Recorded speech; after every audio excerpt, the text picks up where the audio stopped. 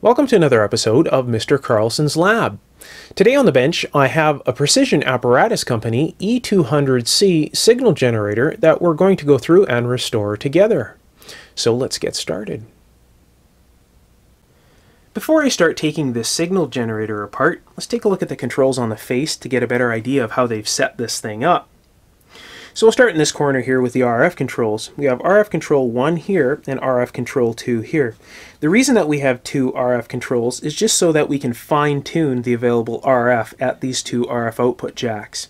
This jack here is a high-level RF output jack, and this one here is a low-level RF output jack. Again, I'll probably end up changing these to BNC connectors because that's all my probes and cables and everything all have BNC ends on them. So I usually just remove these and retrofit them, somewhat like I did the Heathkit signal tracer. This is the band control down here, so this allows us to select which band we want to oscillate. So we're on band C right now. This is band C, and that's 600 kilohertz right there. So whatever frequency we want available at the RF output jack, we just align it to this red line up here. So right now we'd have 650 kilohertz available at that RF output jack. This upper scale here is just a logging scale. That's all that is. If we wanted to say go to band D, click this over to band D, and now we would be using this band and we would be just below 1.8 megahertz. Right there would be 1.8. Over here we have a modulation control, and this allows us to set the level of the tone that's available at this frequency. So we'll start here with the unmodulated RF. If the RF is not modulated, we're just going to have a silent signal at 650 kilohertz. If we turn this to modulated RF, now we have a 400 cycle tone available at 650 kilohertz at 60% modulation.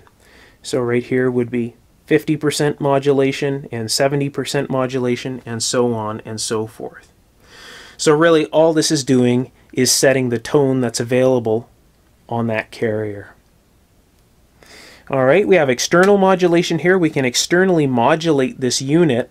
By externally modulating this, we can feed a 1000 hertz signal in here, or whatever signal we want, and feed that on top of this signal here as well, right? We'll put it onto the carrier. We also can put 400 cycle audio at these two jacks here, so we can have external 400 cycle audio that comes out of this unit here. Down here we have an AVC control.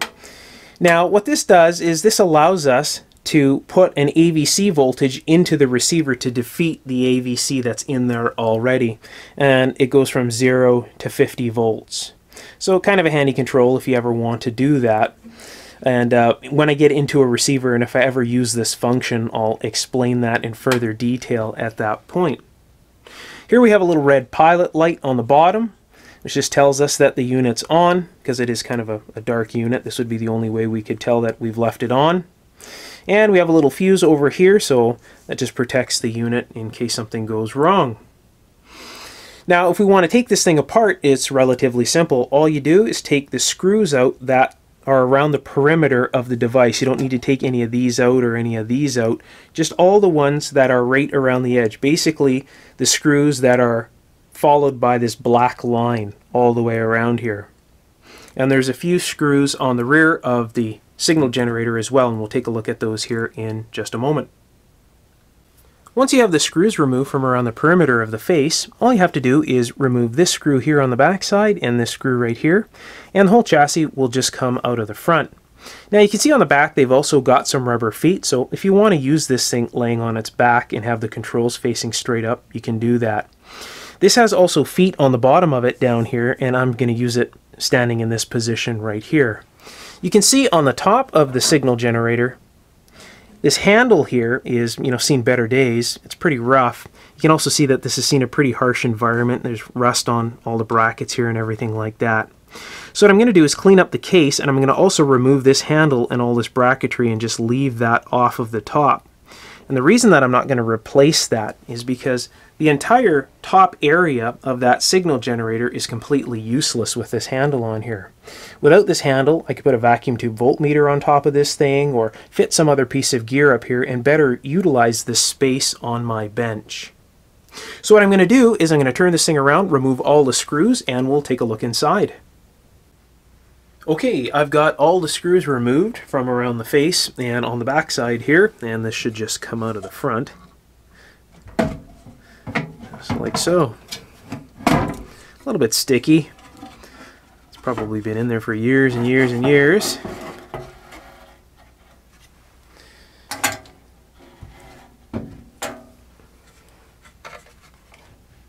So we can already see what's inside here. I just tilt it up like that. So what I'm going to do is I'm just going to get the case out of the way. I'll probably even just remove this line cord for now as I'm rebuilding this thing, so I can just get the case completely out of the way, because this thing is a real nuisance to have hanging off that line cord. So I'll get rid of all that stuff, turn this thing around, and we'll take a closer look at what we've got inside. Immediately after removing this chassis here from the cabinet, I can tell you a whole bunch of things about this just by glancing at it. And the very first things I can tell you are that the people that put this thing together took a lot of pride in their work. Everything is very neatly laid out in here, and they've done a really nice job of the wiring. So any of you that are new to vacuum tube equipment, this stuff here is all put together by hand. There's no machines placing anything together here. The only thing that's maybe done by a machine would probably be the punching of the face plate, and they probably have jigs to, put the holes, line all the holes up for all the screws and everything here, but all the electronics and everything in these things is all put together by two hands. Alright, so what I'll do is I'll start with this side and I'll start explaining what I see here. First of all, I can tell that the people did take quite a bit of pride in their work. We can see here a KW symbol, so this is probably the signature for maybe the person that worked on this side here. And we can see what looks to be an LR is probably a signature for the person that assembled this side here. The unit is dated on the chassis right down here. It says 8/30 of 1948, and this is 1948 here as well. Now there's a whole bunch of revisions to the schematic for the E-200-C, and I've managed to find one that's relatively close. There's still some very, very slight differences, but nothing that would really separate this from the schematic that I've found. We'll take a look at that schematic here in just a little bit. So when we look at this side here, we can see that they've loomed the wiring together. It's all in a nice tight loom here. They've even loomed the wiring on the filter capacitor down here. On the oscillator side, you can see that they've loomed the wiring down here, and we can also see that they've squared everything off really nice. The coax runs in from this side here and runs along the bottom, and they've got a nice little bend. They've soldered the coax, the shield of the coax, to two rings on the oscillator assembly. These rings are both grounded. So they did a really nice job in the assembly. It's a very, very clean build. Now, the oscillator section alone is, could be an entire video. They've done such a neat thing here, and there's so many things I can see that are really neat for the time, and really just to speed up their production in this device. So what they've done, which is kind of unique, is they've taken a wafer switch with two wafers on it, and the threaded screws that hold the wafer switch together, they've threaded on some ceramic spacers here. The spacers are tall enough to hold this tube socket right here far enough away from the rear spacer so that they can solder the pins on the bottom side of the tube socket and basically mount the tube socket right to the rear side of the assembly. This is a tube here mounted in an octal tube socket. Now, by doing this, they're lowering lead inductance. They have the tube right on the oscillator assembly, and they've also mounted the oscillator coils directly to these two wafer switches, again, lowering lead inductance and keeping this whole unit nice and compact. Now, there's a whole bunch of perks about doing this way that go well beyond what I've explained here. They could assemble this thing in a different part of the facility. Somebody else could assemble this, and when it's done, they would hand this off to the person that's assembling this side. They would just put it in and attach a few wires, and the whole thing is done. So really, this is a pretty neat little section in here. Now, it allows everything to cool quite nicely. If the unit is in operation standing up like this, which I strongly suggest if you have one of these things, I don't suggest that you lay it on its back. Reason being is that all tubes there are convection cooling right here. So what's going to happen is the heat's going to rise and it's going to pull cooler air from the bottom. Even though the box is sealed, there's enough, you know, room for circulation in here. If you ran this thing laying down like this so the knobs were all facing up, the heat from this tube is going to rise into the coil assembly, and it's going to, you know, cause a little bit of drift. So if you can operate this thing standing up, I really strongly suggest that. So if we take a look here at the power supply side, this is the main power transformer right here for the whole unit. So what's happening is the line cord is running into here. This thing is acting as its own isolation transformer because the primary is separate from the secondary, right? So this supplies the heater voltage for the two 6-volt tubes. This is a 6-volt heater on this tube here, and there's a 6-volt tube heater in this one here. This is a 6C5, and this is a 6SJ7. So this is the oscillator modulator tube. This is what creates that tone that gets put on the carrier that's created by this tube right here. All right. So what's the chain of events here really is the line cord comes in, goes into this transformer here. This transformer creates the heater voltage to light these two tubes, and this is a separate heater winding here. This is a 5-volt heater winding because this is a 5Y3 rectifier and it's directly heated. So it creates the heater voltages, and it also creates the B+. So we have alternating current running into this tube. This tube is in a full wave configuration. This turns that AC into DC and gets filtered by this capacitor right here. And when it's filtered DC is when it gets applied to the plates of the modulator and the oscillator tube right here. And that's really what's happening on the upside of this chassis. Now I notice that they don't have a regulator tube in here. And I'm not sure how stable this is going to be with, you know, variation in line voltage. So we're going to take a look at all of that here, and I'll turn the line voltage up and down, and we'll see how much, you know, drift that incurs if it does anything at all. All right, and that's a little bit, you know, designed into their design plan here. If this thing does, you know, has excessive drift, we'll fix that up by modifying this thing. So let's take a look at the bottom side here. The bottom side of the chassis here, this is the modulator oscillator transformer that's connected to this tube here. So this thing is oscillating this transformer, and this is what's creating that 400 cycle tone. We have very few paper capacitors in this whole unit, and even very few resistors, so this should be a really quick fix. So we have two capacitors here, two paper caps here. Now the line comes in here. The line voltage goes through these two filters and then into the transformer and switch and fuse and all this kind of stuff. So these are just standard paper capacitors, and safety caps need to be used on this side here, because if one of these caps short, it'll bring the line voltage from your wall right onto the chassis here. You definitely don't want that. So paper caps have got to go, so definitely. So these guys go, these guys go. There's some on the bottom here in the oscillator assembly. There's one here and one here. And there's some on the top of the chassis as well still. You can see here, there's a couple here, one here, and this big filter can right here has to go. And I imagine we'll also take a look here in this assembly right here underneath this box. This is where those two controls are that control our RF output level. There may be capacitors in here as well. It'll be just nice to see what kind of a job they've done under this box here. So we'll remove this cover as well and take a look at that here in just a little bit.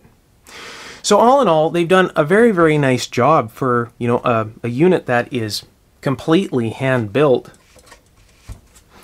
And, you know, these things were, you know, pumped out quite a bit. Like, as I say, there's so many schematics for this particular device. They have so many addendums changing the tubes and trying to follow this thing up with the time. Hey, they have a working device. It works very, very well. You know, why not just, you know, upgrade it as you go and keep the design the same? I completely agree with that. So what I'm going to do now is I'm going to start with a recapping and re-resistoring process. I'll go through this thing and test out all the resistors, just like I did in the Heath kit. If there's any problems with the resistors, I'll change them out, and of course the final test again will be when the thing is running. You know, if there's a noisy resistor like there was in the Heath kit, or you know, if there's an intermittent issue, we'll find that when the thing is running. At this point, I've pretty much changed out all the fixed value resistors and capacitors in the signal generator, with the exception of a few. And those exceptions are these mica capacitors in the oscillator assembly here, and there's just one or two resistors on the underside here that I haven't changed as well. And I'll get into this here in just a moment. So unless you absolutely need to change out these fixed value domino style capacitors, I strongly suggest that you don't change them. Very rarely do they ever fail, and if you do change them, you're going to be dealing with dial tracking issues. Now, many times they hand-pick these values at the factory in order to make this thing track closer to the dial. In this particular application, I don't believe that these capacitors would be that incredibly picky, but in some oscillators, it's very important to have the exact value in the oscillator assembly. So you can probably get away with changing, the ones in here and still be able to make the dial track correctly. This looks like this capacitance is just in parallel with this capacitance here. All right, so you got to be very careful with some of these things. This here is a dog bone style tubular capacitor right here, and a lot of the times these capacitors have temperature coefficients. You don't want to change this particular capacitor if you don't have to as well. If you change this capacitor out, be prepared to have this coil here, which is band F, drift a lot.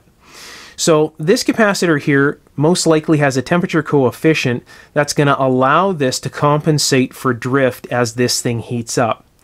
So basically what happens in an oscillator assembly is as this tube is heating up, all the rest of the components here are heating up.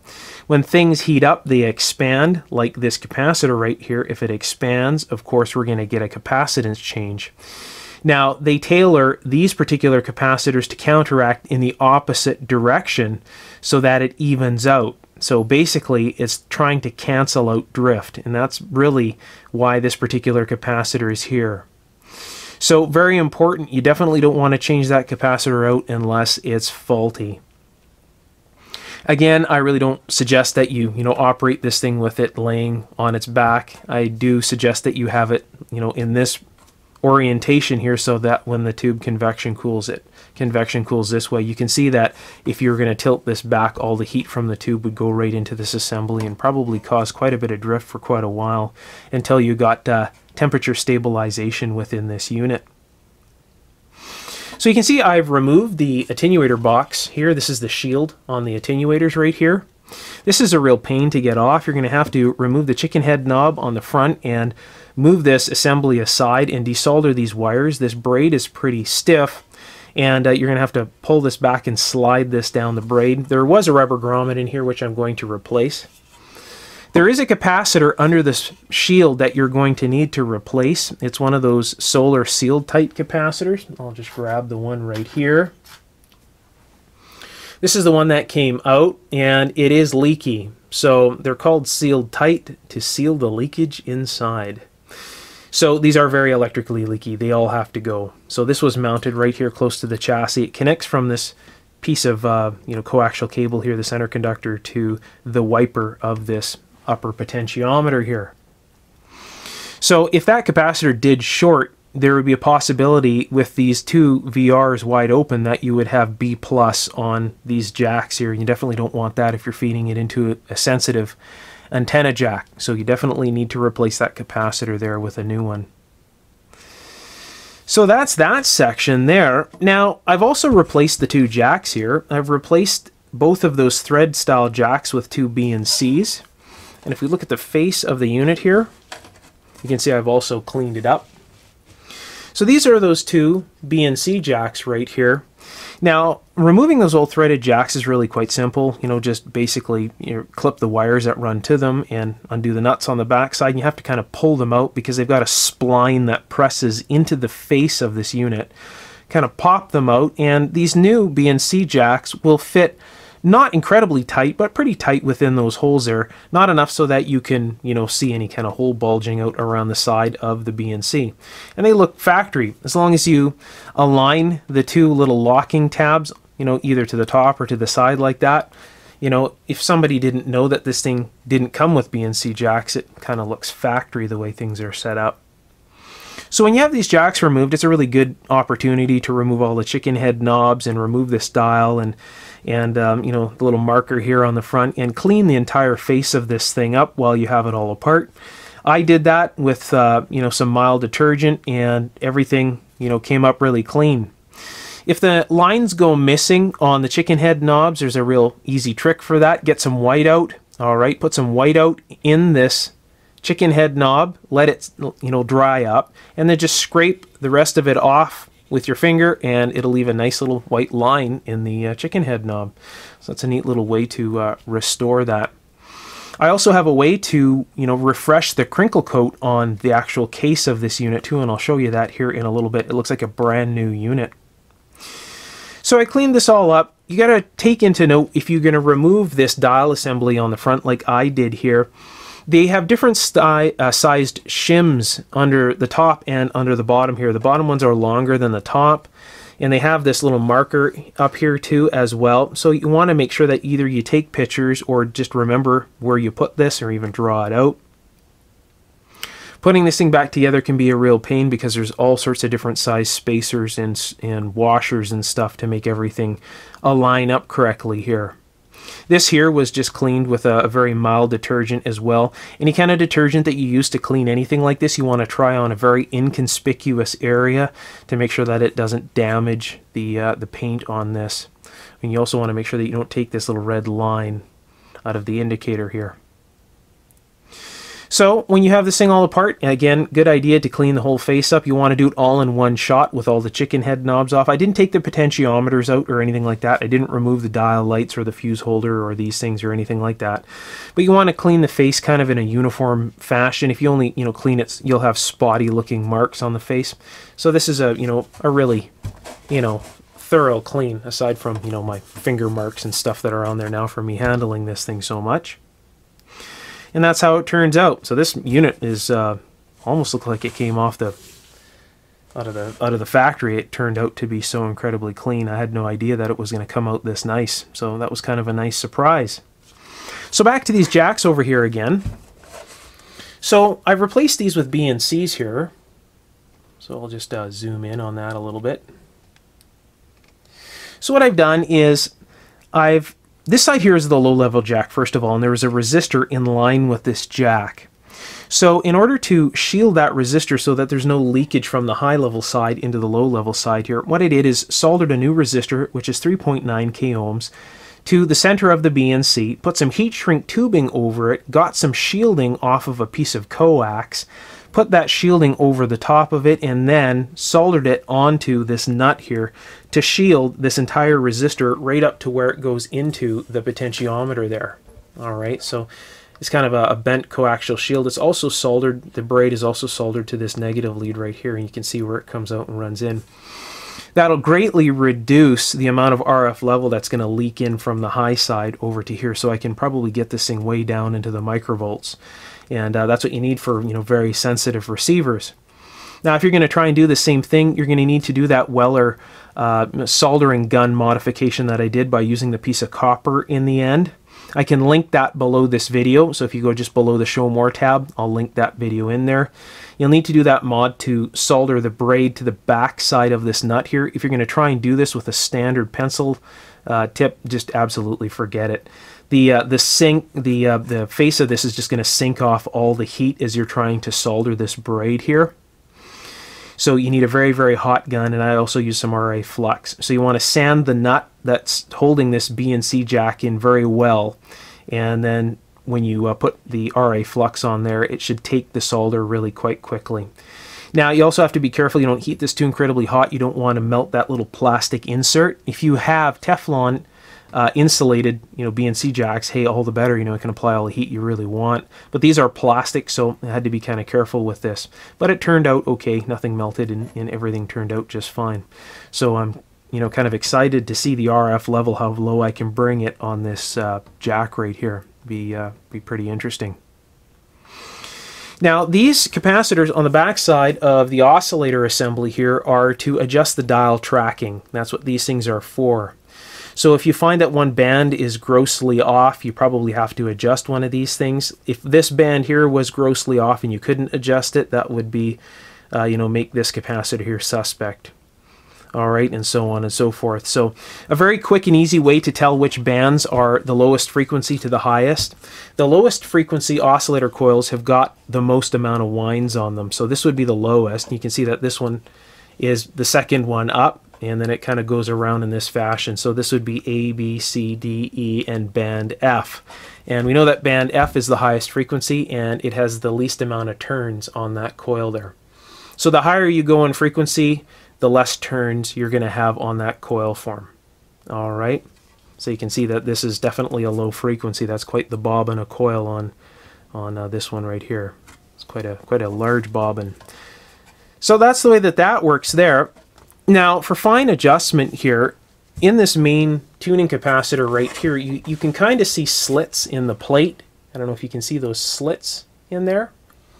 Those slits are to allow you to bend those two outer plates closer or further away from this fixed assembly in here.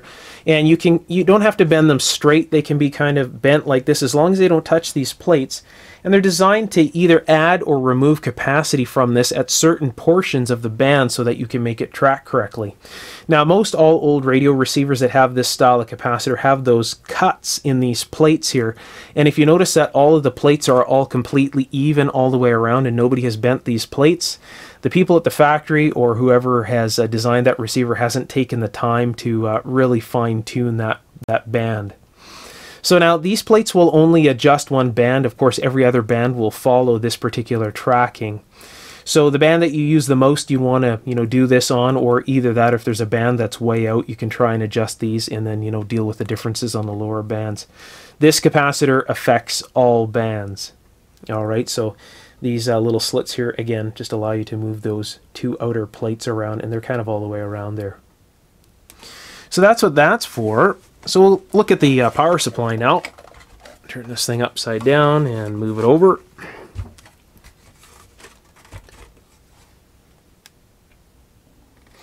Okay, so here are those two orange safety capacitors that I've added. Now these are, CSA rated capacitors, and they're designed to be attached from the line to the chassis here. You got to be very careful whenever you replace the line capacitors, the capacitors that run from the line to the chassis. You want to make sure that you use the appropriate safety rated capacitors. All right, now this is where the line cord goes in, right at these two terminals right here. Now many people would want to run a three-prong plug here. I prefer not to. I'm going to use a two-prong plug in here. This is just for my own reasons. I don't like to connect the chassis of my signal generator to everything, to all my other pieces of test gear, really. So by having that third pin missing on this particular unit and putting in the stock 2-wire cord allows me to keep the chassis isolated from all my other test gear.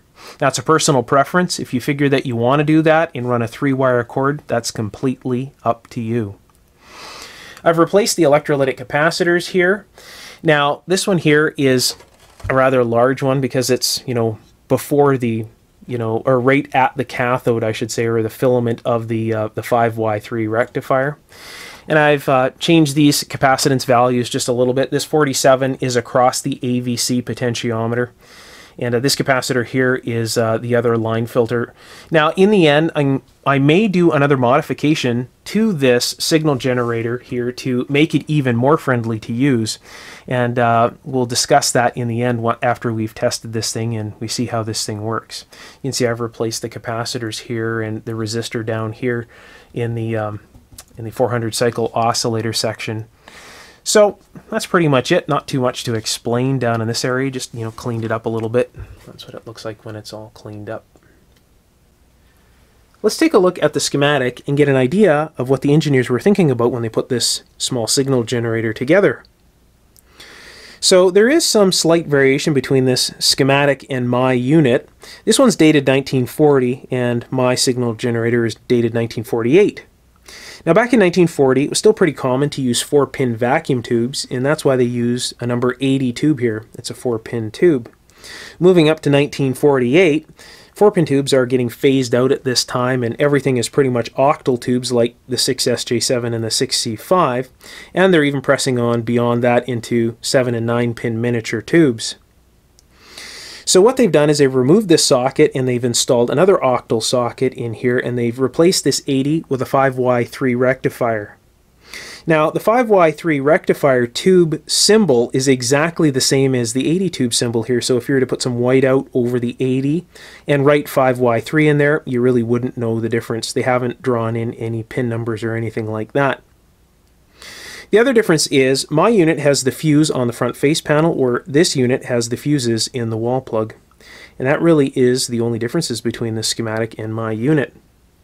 Now, there's lots of revisions to the schematic, and the way to identify your unit and match it to a schematic is by looking at the AVC potentiometer. Does your AVC potentiometer have a tap on it, or does it not? If it doesn't have the tap, it's an earlier schematic. If it does have the tap, that tap will be located at the top side of the AVC potentiometer. So since we're talking about the power supply section here, we'll start here and work our way through the modulation section and up into the oscillator here.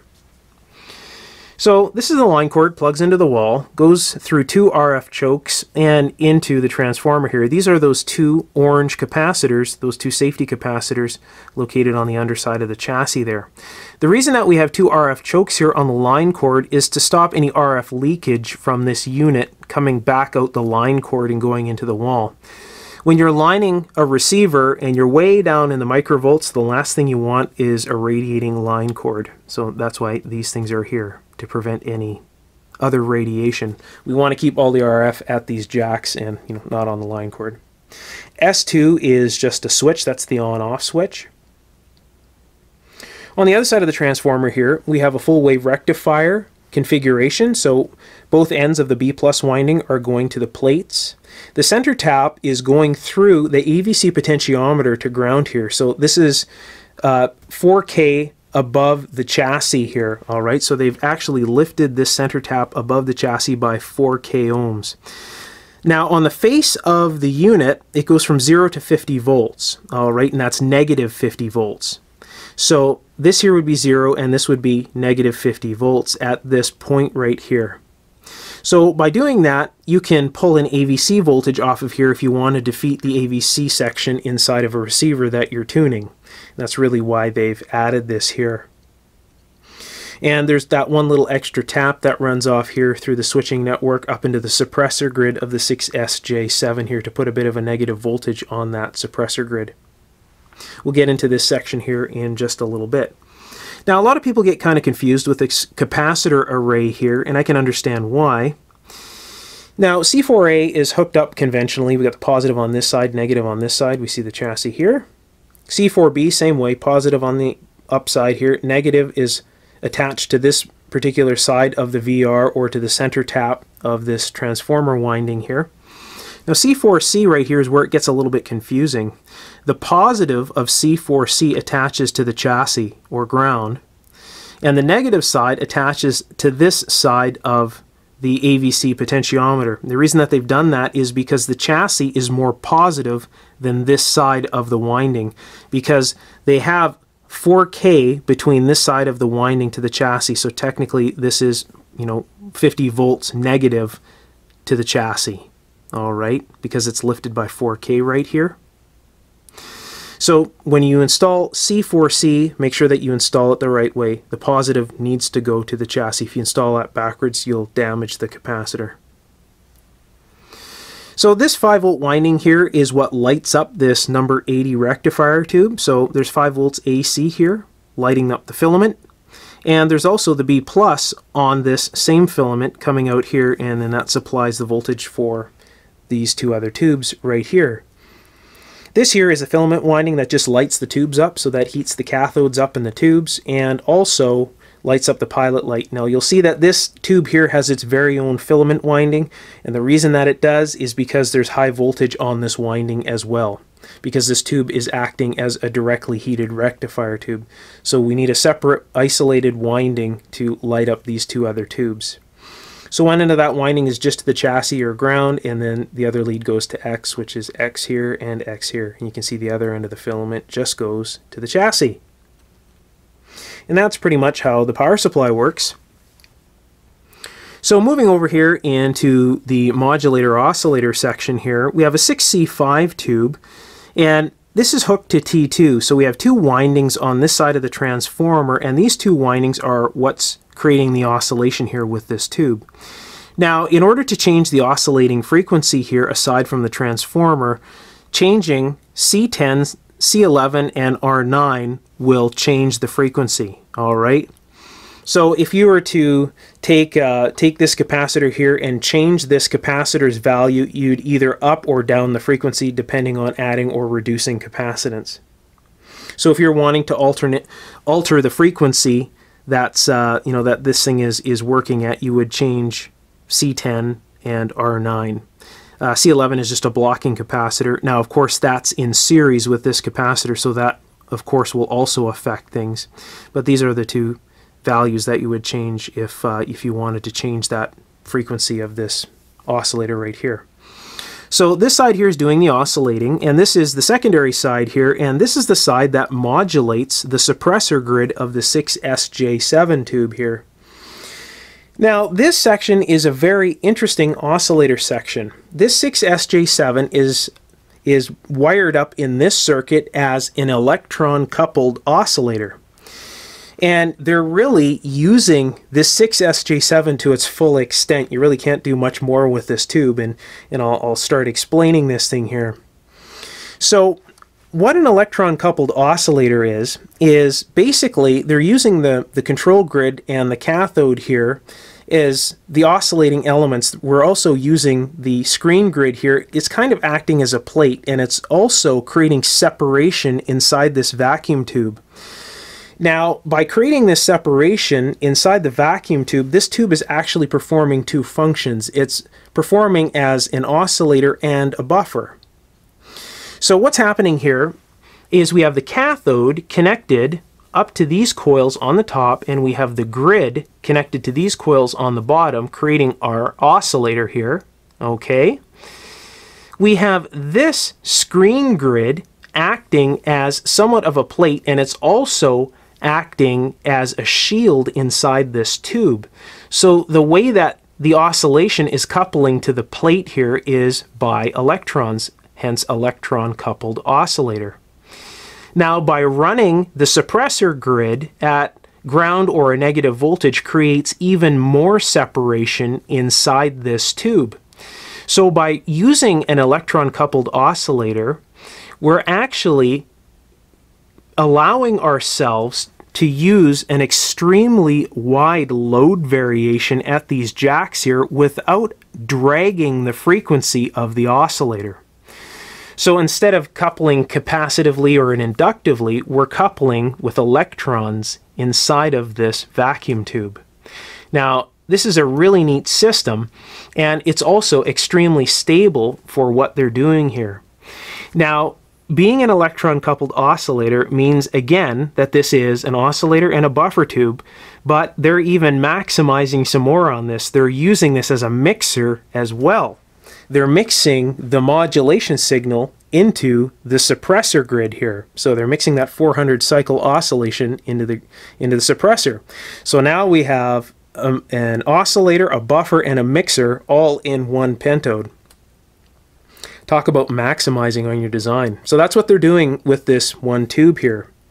Again, this using an electron-coupled oscillator will allow wide load variations here without dragging this oscillator off frequency, and that's the whole reason for this. If they didn't use this oscillator configuration, you'd need one extra tube on the outside here in order to isolate these jacks further away from this tube here so that it wouldn't drag the oscillator. And of course that again is known as a buffer tube. So very neat. So it'll be very interesting to see how stable this thing really is under different load variations. And of course, putting a load on this and moving these potentiometers around. These are the attenuator potentiometers, moving them around to see if it pulls the oscillator at all. So these little capacitors with arrows through them here are those capacitors on the back side of each coil in order to adjust the coil to make the dial track correctly. C1 here is that main tuning capacitor. That's the big one with the big dial on the front. All right, and what else can I tell you here? They were nice enough when they drew these things to, mark band A, B, C, D, E, and F, and you can notice that A is the largest coil and F is got the least amount of turns, and it follows what's going on in the actual oscillator section, so it makes identifying these coils nice and easy here. The capacitors without the arrows on these coils here are fixed values. Let's see, what else can I tell you here about this? I think that's pretty much it. We have provisions to externally modulate this thing, and of course these are the AVC out jacks. And I think that's pretty much all. At this point, I'm ready to try out the signal generator. I've got the attenuator shield all put back in place. You can see the new rubber grommet on the bottom side there, and all the new screws here all the way around. I replaced all the screws on the face. I think I neglected to mention that as well. These are all new little Phillips screws all the way around. That really cleaned it up. I used stainless screws because I have a whole bunch of them, and they just happen to have the exact same thread size that was in this unit. So that was kind of a lucky shot there. Now, when I power this thing up, I have to resolder the line cord into these two terminals here and apply power to this thing with this thing out of the case. So if you're following along and you have one of these units and you don't know what you're doing, don't power the thing up. I strongly suggest you read the manual. This thing here has got high voltage all over the place and exposed AC terminals, and that's the way these things were built back in the day. So again, if you're following along, you're doing so at your own risk. Okay, I've got the line cord reinstalled here, and it's just tacked in place nice and solid so that I can do some testing. So I'm going to plug this thing into my isolated variac supply. I think this is the original plug. So it's in nice condition, it's not too bad. So what I'm going to do is, I have a current limited isolated variac supply, I should add that in there. So what I'm going to do is turn this thing over, like so, on the bench. I'll plug this thing in over here and click on the supply, and it's warming up. You can see the filaments warm up down there, if you can see that. Still a little bit bright. Turn off this light here. See the filaments on down there. So the tubes are warming up. So what I'll do is I'll get a frequency counter and something that I can get in the shot here. I think I have another small old Yaesu counter in the other room that works. And I'll hook it up to the high output, and hopefully there's enough drive level here to drive the counter up. So I'll be right back. I'll just set everything up here, and we'll compare the dial face to the frequency counter. Now keep in mind, this thing hasn't even been aligned yet, and of course there's been lots of handling. I've moved that entire RF oscillator section around because I had to take the shield off the attenuator and everything. So it'll be interesting to see how accurate this thing is after all that handling and all those component changes as well, because all the resistors in that entire oscillator unit have been changed as well as the capacitors. Alright, let's check out the dial accuracy of the E-200-C. So right now we're on band C, which this is band C right here, so we should be around 1.1 megahertz or something like that. Alright, so that's spot on the scale here at 1100. So I'll hook up a BNC cable to the counter and hook this to the high level out. So I've got this turned down. So basically when I have this one turned up, this is basically, now it's ignoring this one control. So this one here does all the control at this point. So I just have this one maxed to do these tests, and I'll turn this up until I get signal. And there we go. So we're at 1.106. So if I adjust this, when I adjust this, I'm going to look at this counter because this is accurate, and then we'll compare this to the dial scale here. So that's about 1100. We're about a needle's width away. Not bad for completely replacing almost all the capacitors and resistors in that oscillator assembly. Nothing has been touched, no alignment has been done or anything. So pretty impressive. So let's go to, say, band E. Alright, let's just try E. So we're on E, which is this one here. So we're right at just above 8 megahertz, and it says just above 8. So let's put it right to 8 megahertz and see how well that aligns up there. Now you can see this is looking at a harmonic right now. This is a harmonic style generator, and the output signal is rich in harmonics.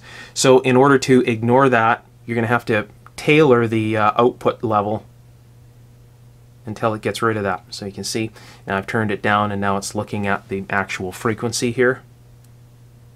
That's just the way these things work. That's completely normal. Alright, so we're right at 8 megahertz and almost spot on 8 megahertz. That's pretty impressive actually. So let's try 6 megahertz. It's on the same band here. Let's just try 6. I have to turn this up to get a bit more drive level out. And that says 6 megahertz there, and it's just a little bit over the 6 megahertz. Again, not bad for no alignment. Let's go to F. So F is right here, and we'll go to, say, 12, or we're closer to 14 here. Let's go to 14. That is spot on, 14 there. So let's try 26 megahertz.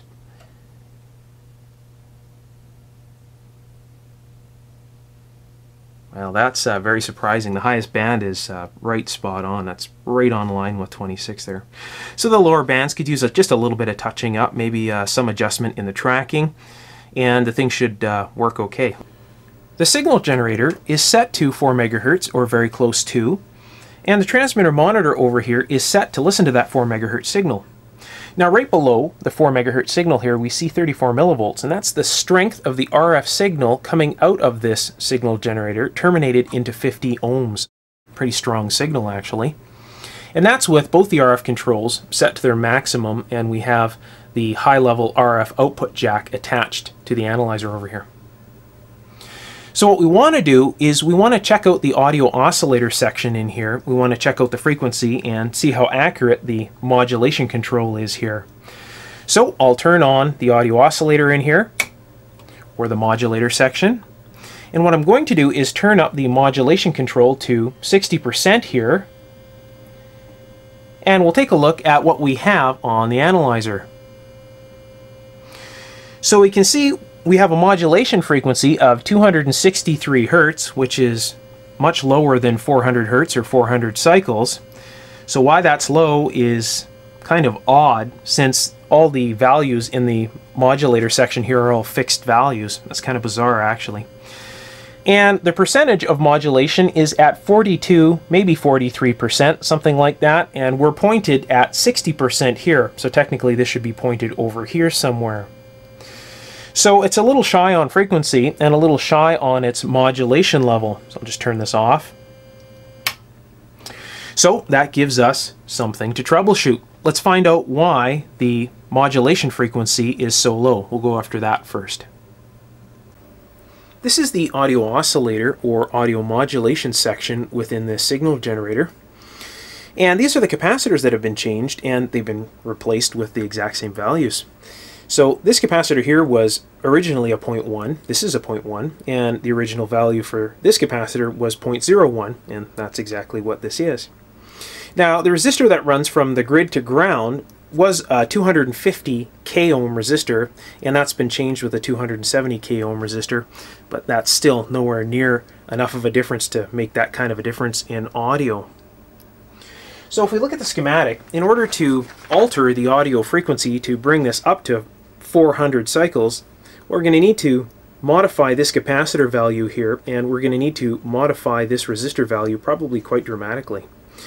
So what I'm going to do to start with here is, this is a 0.1 microfarad capacitor. What I'm going to do is I'm going to drop that down to 0.047 microfarad, and we'll see where that brings us on the monitor over here. With the power removed from the signal generator, I removed that 0.1 microfarad capacitor and I've replaced it with a 0.047 microfarad capacitor. I've just tacked it into place for testing purposes. You can see the other value is down here on the bench. So what we're going to do is take a look at the analyzer over here and see how much that changed the audio frequency. So I'll turn on the modulation section here, and you can see we're much closer to 400 cycles now. It's 384 hertz. Now in order to fine-tune this, what I'm going to do is I'm going to take a variable potentiometer and I'm going to put a variable potentiometer across this 270 k ohm resistor here, and I'm going to adjust that, basically fine-tune the value. When I have fine-tuned the value, I'll take a reading with my ohm meter across both of these resistors and choose a fixed value at that point. With the power removed from the unit again, I've soldered in a variable potentiometer across this 270 k ohm resistor. So one lead is going to one end of the potentiometer and the other lead is going to the wiper. And I've just tightened this potentiometer against the face here with a washer just to hold it steady while I adjust it. So what I'm going to do is I'm going to turn this and fine-tune the frequency to about 400 cycles or very close to. Then we'll measure the resistance and we'll choose a fixed value at that point. So let's zoom on into the analyzer here.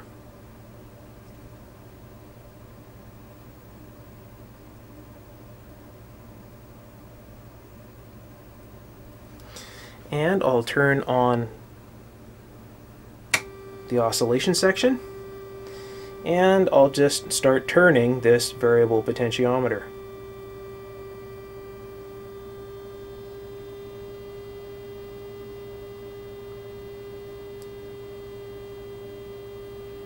Right about there is close enough to 400 cycles. If it's a little higher, a little low, I'm not too worried about it at this point.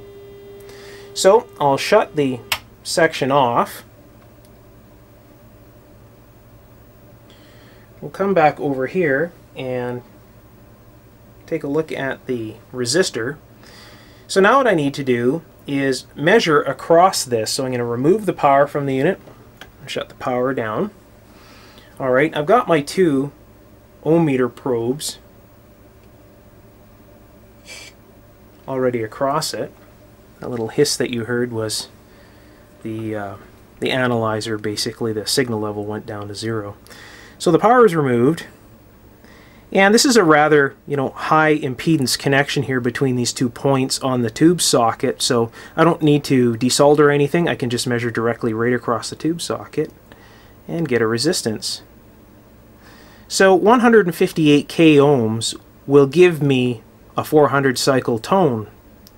So 160 or something like that k ohms will probably be close enough. So that's what I'm going to do. I'm going to choose that value, put it into circuit, and we'll try this again and see where we're at. I looked through my resistor stock and I was lucky enough to find these 158 k ohm resistors. Now these resistors are 1/4 watt, and that's absolutely fine because in this portion of the circuit there really is no high voltage across that resistor. These resistors are metal film, so that is a bonus. They are very accurate. So let's take a look at the analyzer and see how close that gets our audio frequency. So I'll turn on the modulation. And here we go. I would say that is close enough.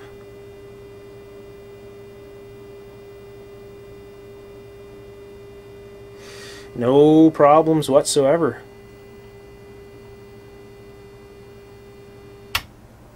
Now, as long as it's around 400 cycles, I'm really not too concerned if it's a couple of cycles up or a couple of cycles down. No big deal. Again, this is just for inserting a tone onto the carrier, so if you want to locate your carrier frequency when you're aligning a receiver or something like that, or if you need to feed a tone in for alignment purposes, it's just there. So just the fact that it was so far off gave us a good reason to troubleshoot the circuit and to point out what needs to be modified. If you own a signal generator like this, now you'll know the section to go into and the values to modify to adjust the audio frequency. This is the procedure to make the modulation potentiometer track correctly with the percentages shown on the face of the signal generator. So for example, if I point the chicken head knob to 50%, we want 50% modulation. So if you look at the analyzer over here, I'm going to move the chicken head knob around and you can see the modulation percentage is changing there. Now if you look at the back side of this potentiometer, you'll see a little piece of brass shaft sticking out. Watch what happens when I move the chicken head knob. Absolutely nothing. the shaft isn't joined all the way through. This potentiometer here is what adjusts the tracking. So in order to adjust the tracking correctly, take the chicken head knob and point it at 12 o'clock so that it's pointed to 60% modulation. And what you do is you insert a screwdriver in here and adjust the modulation percentage to 60%. At this point, the modulation control and the chicken head knob will point correctly to the modulation percentages shown on the face of the signal generator. At this point, the signal generator is working very well. The modulation control is tracking correctly to the dial scale here. We have 400 cycle audio. The oscillator is very stable. Tracks relatively close at this point, and the attenuation section is working just fine.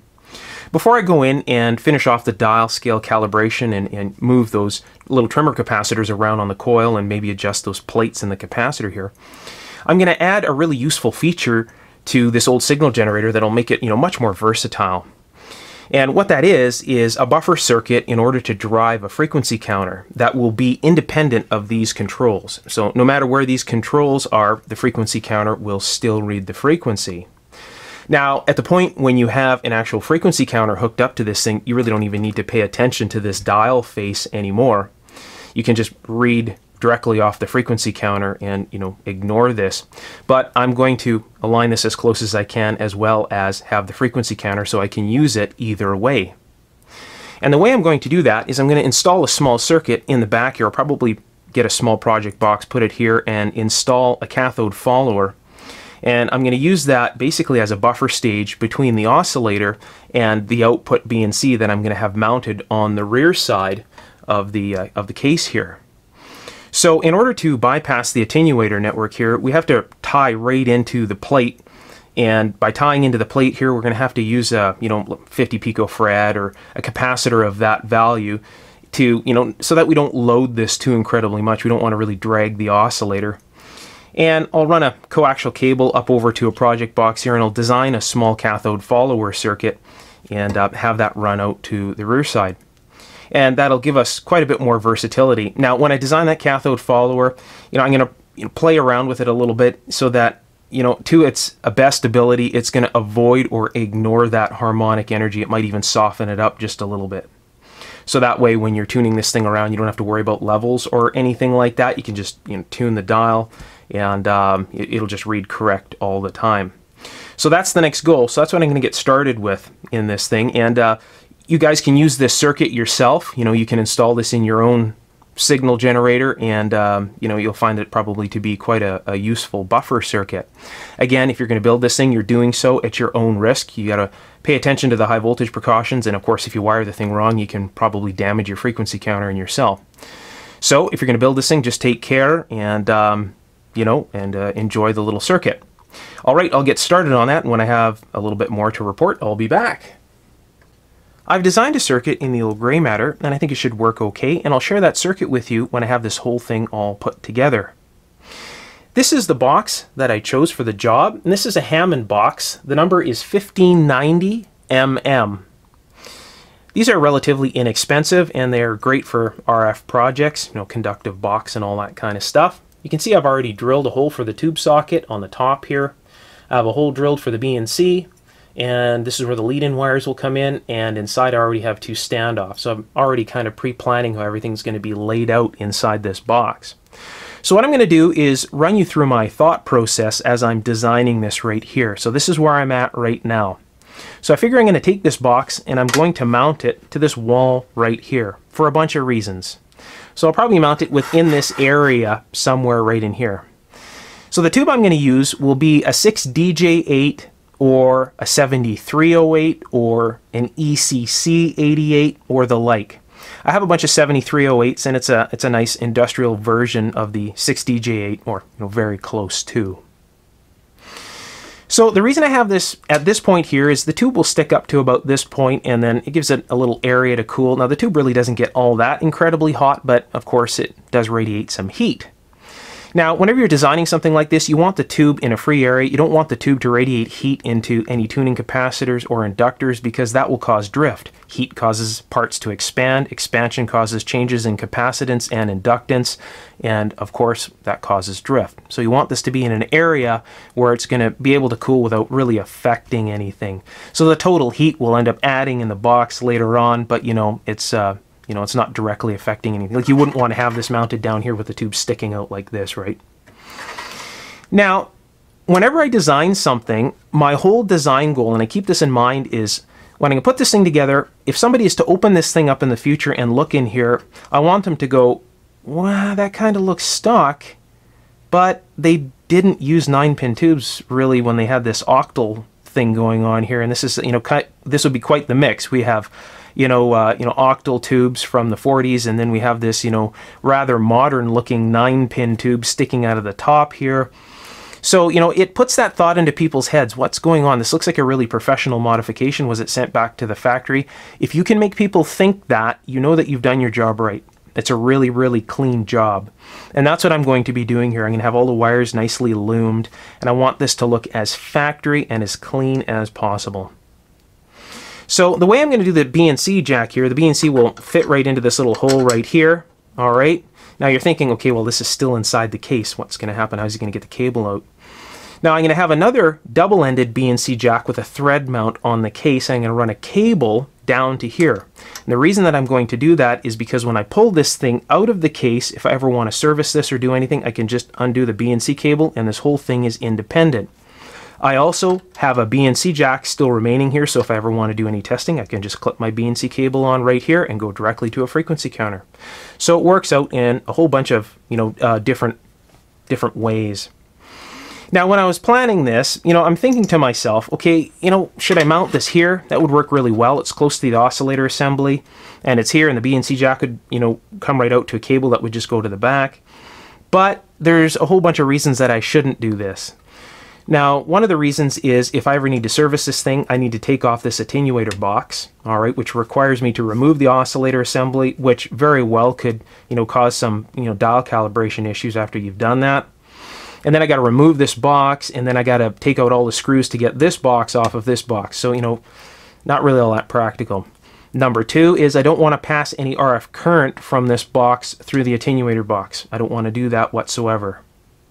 So there's two issues right there. Number three is the clearance from the potentiometers to the back side of this box is very small. The potentiometers come right to about this area right here. So I'd have to have flush mounted screws. So just not really practical. Sure would be nice to have it here. It looks great, and everything is close, but just not practical. So the next best place is right here, and that's where it's going to have to be mounted. Now inside this box, I got a bunch of standoffs. I've already planned how I'm going to mount things inside this box here. And I have a lot of people asking me about these little ceramic standoffs that I use to mount capacitors to and use as tie points. Now, I didn't buy these things in any place particular. A fellow was selling off a bunch of his old stock, and I got these things in a case with a whole bunch of stuff, and I got a bunch of these things. So if I ever have to start looking for these things, I'm kind of in the same situation. So if you're going to look for these things, you probably want to use keywords like ceramic standoff or tie point, ceramic tie point, or something like that to look for this kind of thing. Now, this is for point-to-point wiring. There would be another word to use, point-to-point standoff or something like that. So these things, for what I do, are very, very handy. And of course, if you're working with anything point-to-point, having stuff like this is extremely handy to have around. Now, I have a bunch of different sizes. There's a smaller one here. This little smaller one isn't ceramic, though. Still very usable. And then you saw the other brown ones in the box there. There is that brown kind of a plastic material there. So I've got a couple more brown ones right here. And, just different mounts. This has got kind of a fork on the top that you can stick wires through, and you can put a screw into the bottom here and mount it to a chassis. And this one is kind of got a place where you can wrap wires and then put a nut on the bottom of this to hold it to a chassis. So I've got a bunch of different styles here. So the best place to locate this stuff really is like ham swap meets, ham fests, and auctions like that online. Just look in, as I say, use those keywords. You'll probably end up finding a bunch of these things. Again, when I run out of these things, I'll be in the same situation, but I'll be good for a little while yet. Here's a quick look at the cathode follower buffer project as I'm beginning. So you can see I'm populating the bottom pins of the tube socket here, or the pins that are closest to, this side of the box first. And the reason I'm doing that is because I'm going to have to put a lot of components in this little box. And by keeping everything uniform and working from the bottom up will make my job quite a bit easier. So it takes a little bit of methodical planning as you're doing this, and parts placement, getting everything just right as you're building up towards this top end here. When I install a tube socket in a tight area like this, I solder the nuts to the actual frame of the tube socket. You can see the one way down in the bottom down there. It'd be very hard to get some pliers in there and hold that little nut in place. So that just allows me to put the tube socket in and put the screws in. You can see the coax is already run in. This is where the signal is going to come in here. These resistors here are much larger than they need to be. They don't need to be anywhere near this big. The only reason that I'm using these large resistors is to keep the heat down inside this box, because it's going to be sealed up against a, that tight metal wall there, so there really is going to be no room for breathing in here. So I want to keep this thing as cool as possible. And that's how the build goes. So if you're building a project like this point to point in a small area, that's usually how I start. I'll start right at the bottom and then just work my way carefully up, methodically placing components in areas, so planning basically for the next pin. The buffer cathode follower is now complete and I'm ready to test it. I only have filament voltage applied, which is low voltage. So when I'm ready to test it, I'll turn on the B+. So it turned out to be a clean build. Managed to get all the parts in there, no problems. So what I'm going to do is I'm going to wire this thing up. I got to put a piece of coax on here and then terminate it. I'm going to go find a really long chunk, so probably about 15 feet worth of either 50 or 75 ohm coax. So this should be okay driving either load, and then I'll terminate it at one end and we'll take a look at the signal on an oscilloscope. I have a piece of 75 ohm coax attached to the output of the buffer cathode follower, and it's about 15 feet long or so. It's running up to the oscilloscope here, running through a BNCT, and there's a 75 ohm termination on the top side here. We're going to be looking at the signal on this Tektronix Type 547 oscilloscope. I have to stand way back to get this whole oscilloscope in this shot here, it's so big. The signal being fed into the buffer cathode follower is coming out of this Polarad signal generator. So it's set to 80 kilohertz at 500 millivolts output. The signal is coming out of this coax here, running down here into this 47 ohm termination. The signal is being fed into the buffer cathode follower through a 50 picofarad capacitor, and the signal is running up this coax and into the little box there. So in order to make everything work, I need to turn on the B+. I designed this little buffer cathode follower to run at about 250 volts. So, anywhere between, say 225 and, maybe 275, something like that. Should be absolutely fine. So I'll turn this on.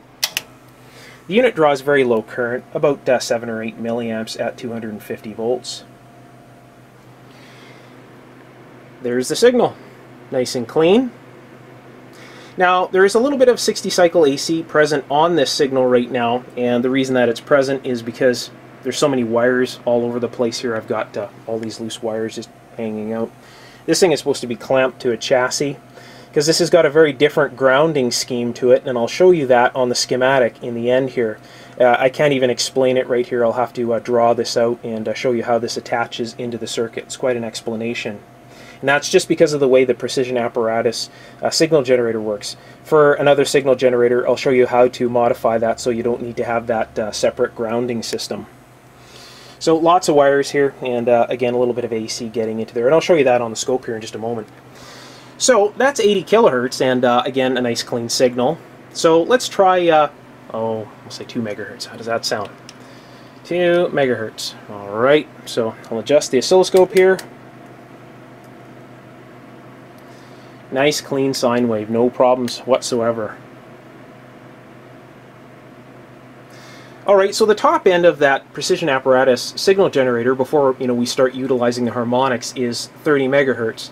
So we'll turn this to 30 megahertz, and we'll take a look at the signal. Turn this right up,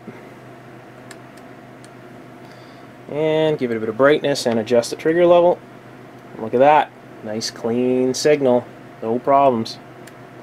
That's with the magnifier on right now. I'll just adjust the triggering here. No problems. Nice signal. So, there's a little bit of a haze in there. It's really touchy up here. There we go. So, I'll show you what I mean by that 60 cycles in there. You can see it's a little bit fuzzy at the top and a little bit fuzzy at the bottom of the waveform. So if we want to see 60 cycles, we need to adjust the time base here. So I'll just turn this way down, turn the magnifier off. Now if you look at the top and the bottom, you'll see there's a ripple on the top and a ripple on the bottom. That's what we're seeing. We're seeing that little bit of 60 cycles in there. So the unit is working very well. I'm extremely pleased with the result. And I'm going to install this thing into the signal generator now, and when I have this thing all hooked up, we'll give it a shot and see how it works. The buffer cathode follower is installed, and this little area here really worked out quite well. Even managed to find some era-specific wiring here. Actually, it's modern wiring with a cloth coating over the top of it, but it really matches what's in here already. I even loomed the wiring the way that they did way back when. The rest of the wire is loomed the same way. So the signal comes out of the oscillator assembly through that little capacitor down there. Is a 47 picofarad capacitor. It goes through the coax here, which runs along here and up into the buffer assembly. And then the signal is buffered and available for frequency counter drive at this point. So the signal will come out of here and go through what looks to be like a BNC barrel. But really what it is you can mount this to a chassis, and then what I'll do is I'll have a small BNC cable running from here into the backside, and then if I want to use this, I can just attach a cable to this and run it off to a frequency counter, or if not, I'll just put a termination on there and seal it up. So what I'll do is I'll reposition this thing here, and I'll show you what I've done on the underside here to the power supply. In order for the cathode follower buffer assembly to operate correctly in this signal generator, and for the signal generator to stay in alignment, I needed to add some components to the power supply. Now what I'll do right now is I'll just show you where I've put those components, and I'll explain what they do on the schematic. So this is the 6.8 k ohm 2 watt resistor right here.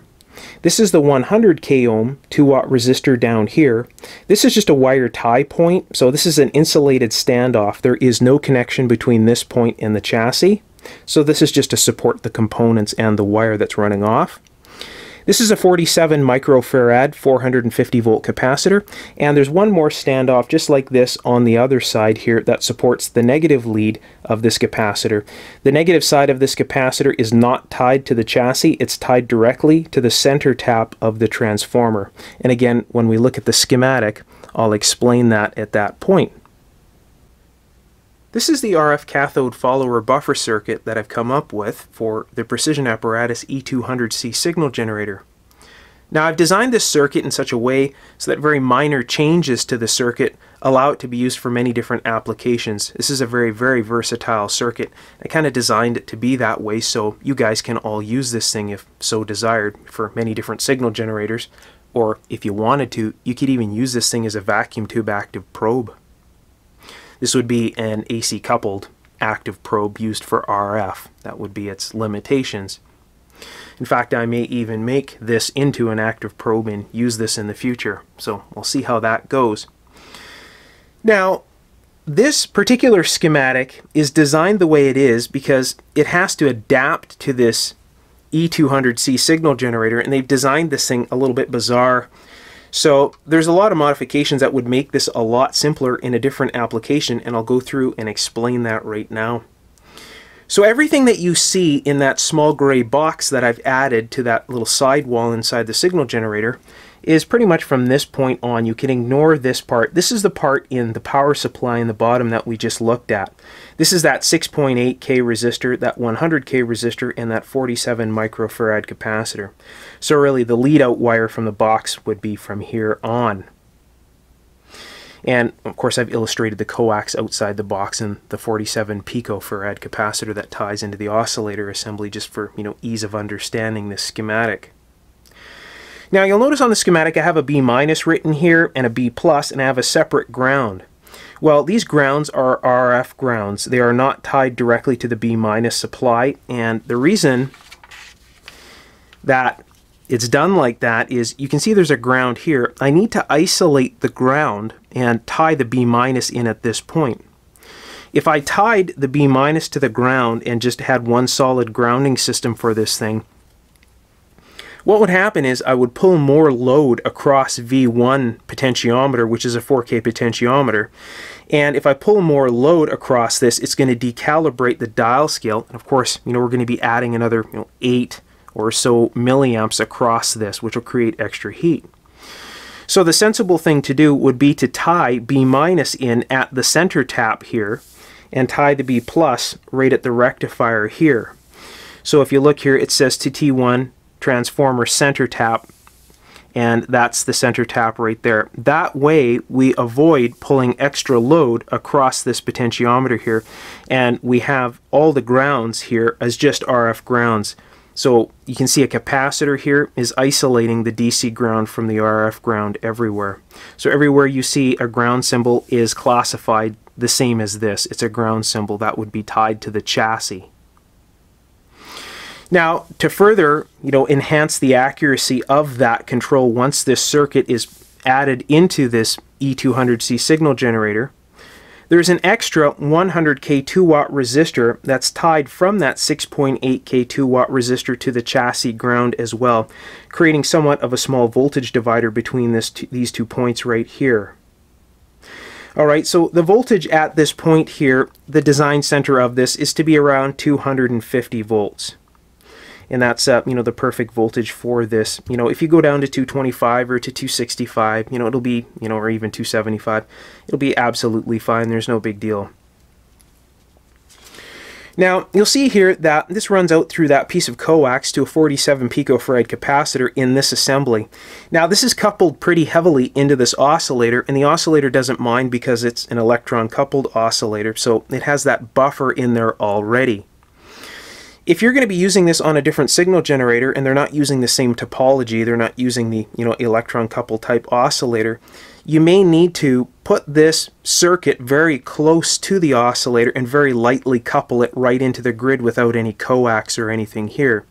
So you would modify this value to say, maybe 5 picofarad, have no coax, and since this is close, this could directly couple right into the grid here.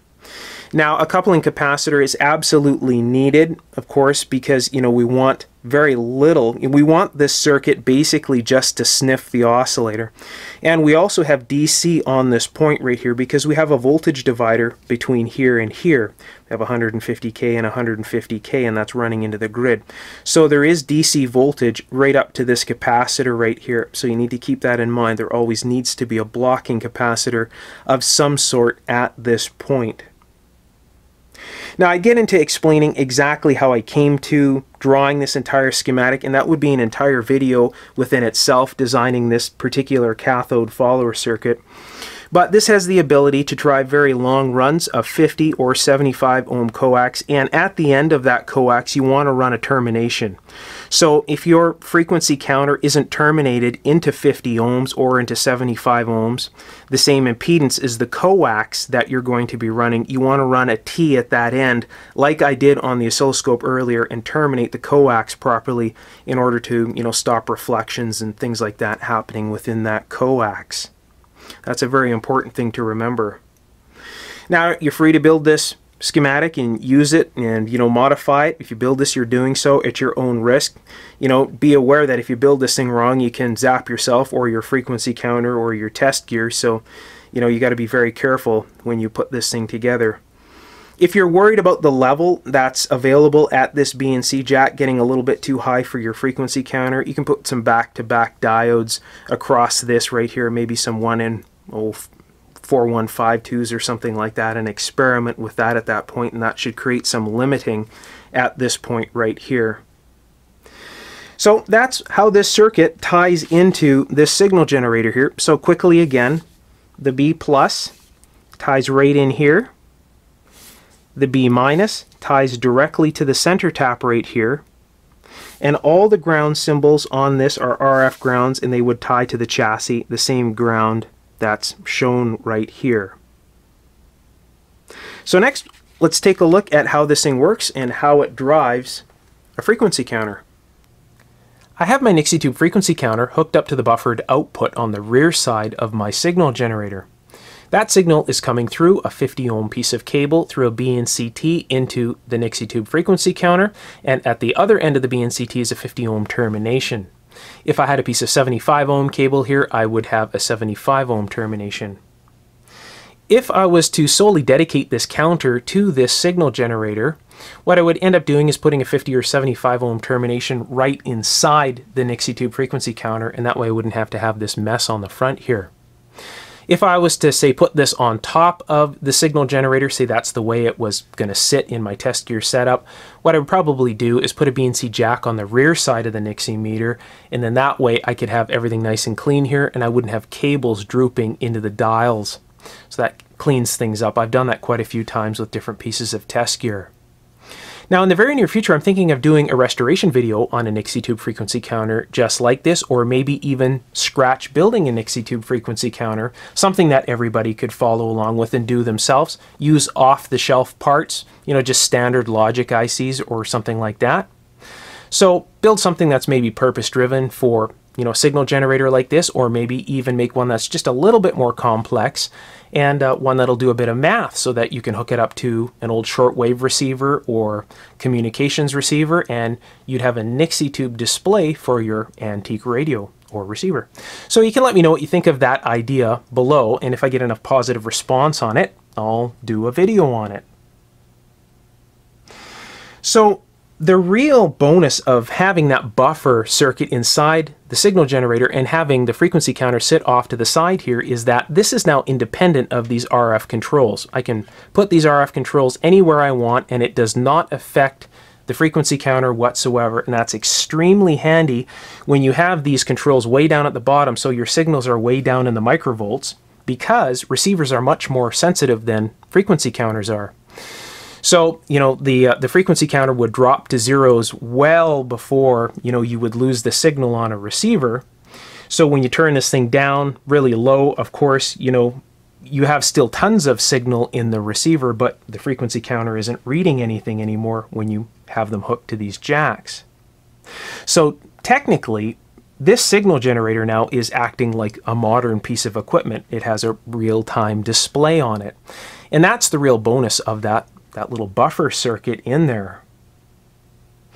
So when I was designing that buffer circuit, I had a lot of things in mind, and one of them was really picky frequency counters like this. This thing here loves to look at harmonic energy, and if there's any kind of noise or anything on the signal, you get tons of display bounce. Really, this thing needs a really clean signal. It doesn't have a front end like, a piece of Hewlett-Packard gear, like my old Hewlett-Packard 5248 electronic. That's a Nixie tube counter as well.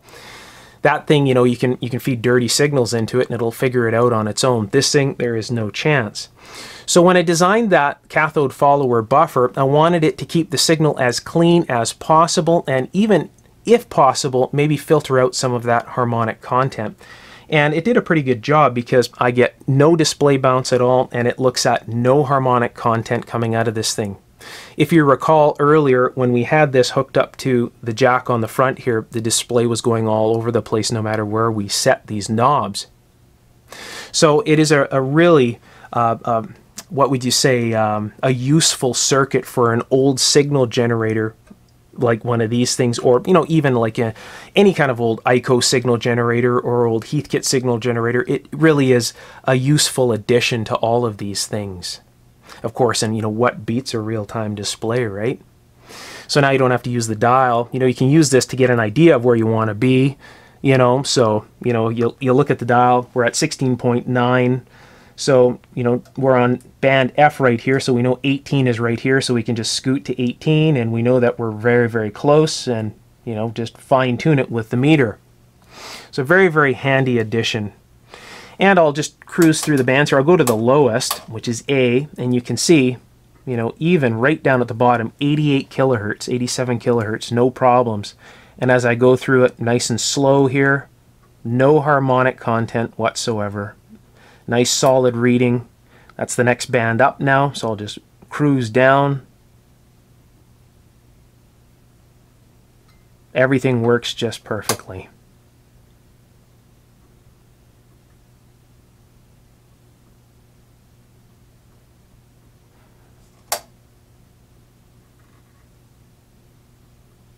You can see how fluid that is. Now the signal level out of that buffer is fixed. There's no adjustment for it. Now the adjustment for that would be that coupling capacitor, that 47 picofarad coupling capacitor. So if you found that you had a little bit too much signal, you could take that value down to say 20 or maybe 30 picofarad, and that's how you would adjust the output signal. Now that value is perfect for, you know, some strong tubes. This thing has strong tubes inside it, and it's perfect so that it won't overload any frequency counter, at least that I own. It won't have any problems with any counter, and it's enough signal to make every band read absolutely perfectly. So there is no adjustment. Once that thing is, you know, put into your frequency counter, it's just, you know, plug and play. There is no, you don't have to fool around with any levels or anything like that. So that's another little bonus of that right there. So every band works absolutely great. So I'm very happy with the result of this project. Here's a quick view of the signal generator just before I put it back in the case. That's the way the BNC cable connects to the buffer and through the little jumper cable to the backside. And on the backside of the case is the BNC connector that runs out to the frequency counter. Now I mentioned earlier I was going to tell you how to refresh the crinkle coat on your case if it goes bad, and it really looks amazing on this side here. It looks like brand spanking new, but the camera does not make it look good at all. I think it's the same thing that happens when you focus the camera on a zigzag pattern. It just confuses the camera and it just won't make out any definition on the wrinkle coat. But at any rate, if you want to try this out, it's very simple. All you have to do is get a decent quality paint, one that matches the, you know, what was originally on the case, and spray it on, and immediately after you've sprayed it on, get a foam roller and roll it out. And what will happen is the foam roller will absorb all of that paint, and it will just put a very light skim coat over the old wrinkle coat, and it makes it look like brand new. The results are actually quite amazing. This is such an easy fix, and it looks so good on this end. It looks like it rolled right off the factory floor, this case. So again, the camera's not showing it, so you'll have to try it on your own on an old case of some sort in an inconspicuous area and see how it works out for you, but it's always worked out for me very, very well. So that's that. It's ready to go back together, and this is another piece of the puzzle done for that older test bench that I'm putting together. Thanks for stopping by the lab today. Hope you enjoyed this episode involving the signal generator. If you did, you can let me know by giving me a big thumbs up, and hang around. There'll be many more episodes just like this in the very near future, touching on all sorts of different aspects of electronics, vacuum tube stuff, and solid state equipment. If you're into electronics, this is the place you want to be. All right, take care. Bye for now.